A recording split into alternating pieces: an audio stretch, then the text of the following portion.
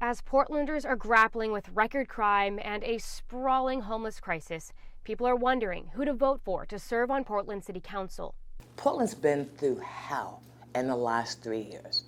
I would tell that voter, look at my record. Incumbent Joanne Hardesty acknowledges there are visible issues on the streets, but she directs voters to her accomplishments, like her flagship program, Portland Street Response, which goes to mental health emergencies, her efforts to ban facial recognition in the city, and her pilot program that brings healthcare to underinsured Oregonians. I've done more than anyone has in a first term in office, changing systems that hadn't changed in over 100 years.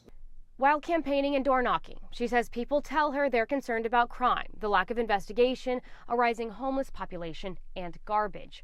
Hardesty attributes those issues to income inequality and no plan to build affordable housing.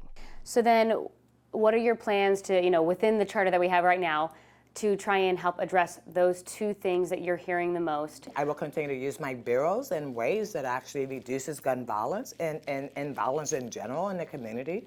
I will continue to reduce traffic speeds so that people can safely move around the neighborhoods. As far as garbage, that's not in my portfolio, but I gotta say, I've been encouraging both the mayor and Commissioner Ryan that if we don't do more to actually hire homeless people to pick up the garbage, but of course, I'm not the decision maker, but we must make sure that we are actually giving people who are houseless some stability and then the ability to make some money so they can actually get back on their feet. Her opponent, businessman Gonzalez, is laser focused on livability issues, namely crime and homelessness. We've been way too ideological in confronting these really difficult decisions.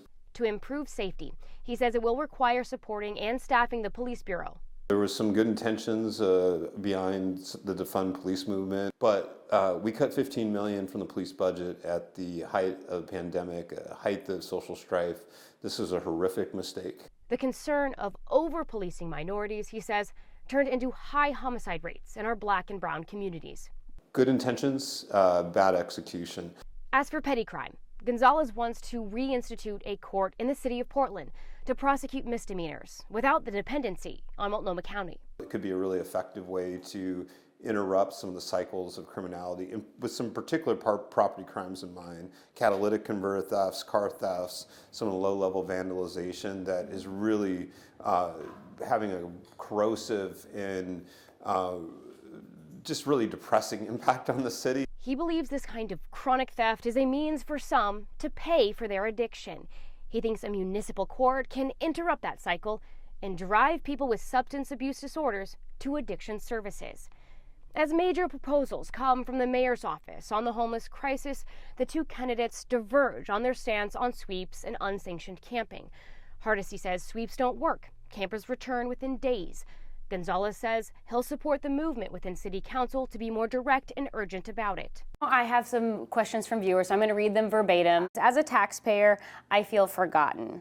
What would you do as Transportation Commissioner over PBOT about the homeless RVs, camps, and vehicles outside tax-paying residents' homes and apartments who are dealing with the side effects of trash, biohazards, violence, drugs, and property crime? Let me say that if people are living in their vehicles, PBOT won't move the vehicle. If it's a biohazardous, we will, right? If there are people that are living there that are keeping it clean and that's their home at the moment, we're not going to do anything with that.